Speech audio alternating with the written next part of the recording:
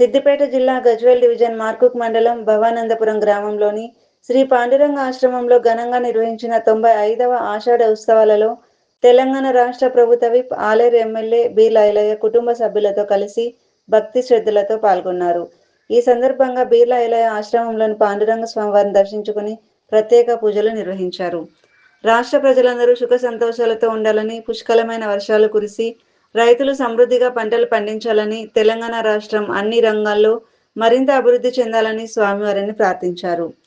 అనంతరం ఆశ్రమ నిర్వాహకులు బీర్ల ఐలయ్య వారి కుటుంబ సభ్యులకు ఆలయ సంప్రదాయం స్వాగతం పలికి తీర్థ ప్రసాదాలు అందజేసి వేద ఆశీర్వచనాలతో సత్కరించారు. ఆశ్రమంలోని ఆధ్యాత్మిక వాతావరణం, భక్తులు విశేషంగా పాల్గొనడం ఉత్సవాలకు ప్రత్యేక ఆకర్షణగా నిలిచింది. తదుపరి ఆలయంలో భక్తులకు ఏర్పాట్లు చేసిన ప్రత్యేక మహాప్రసాద భోజనాన్ని బీర్ల ఐలయ్య కుటుంబ సభ్యులతో కలిసి స్వీకరించారు. భక్తులతో ఆప్యాయంగా మమేకమై ఉత్సవాల విశిష్టతను తెలుసుకొని ఆశ్రమ నిర్వాహకులను అభినందించారు. ఈ కార్యక్రమంలో ఆశ్రమ పీఠాధిపతులు, ఆలయ అర్చకులు, ప్రజాప్రతినిధులు, కాంగ్రెస్ పార్టీ నాయకులు, కార్యకర్తలు, భక్తులు మరియు స్థానిక ప్రజలు పెద్ద సంఖ్యలో పాల్గొన్నారు.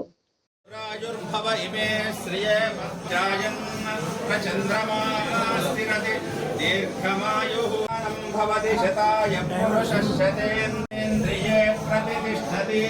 ఆల్వారాది సకల 95వ ఆషాఢి ఉత్సవం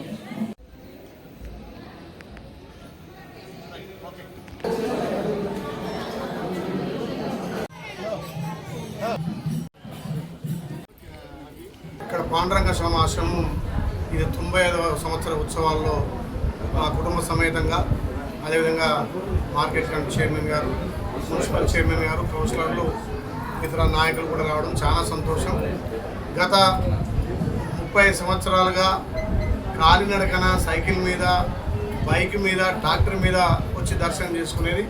మరి ఆ స్వామివారి ఆశీర్వాదంతో ఈ ప్రాంతం ఇంకా అభివృద్ధిగా విద్యల్ని స్వామివారి ఆశీస్సులతోటి ఈ సంవత్సరం సమృద్ధిగా వర్షాలు పడి రైతులంతా సుఖ సంతోషంతో పాడి పంటలు సమృద్ధిగా పండాలని ఆ పాండురంగాన్ని స్మరిస్తూ గతంలో ఒకరోజు వచ్చి ఇక్కడ నిద్ర చేసి భజన చేసేది.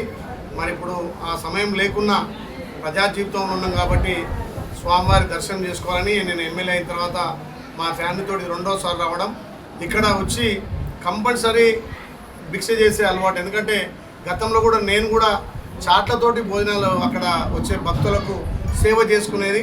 నేను కూడా అయ్యప్ప భక్తుని కాబట్టి దాంట్లో ఆధ్యాత్మికంగా పాండురంగ సేవలో కూడా మా అమ్మగారు కూడా నిన్న ఉపవాసం ప్రతి సంవత్సరం ఉంటుంది.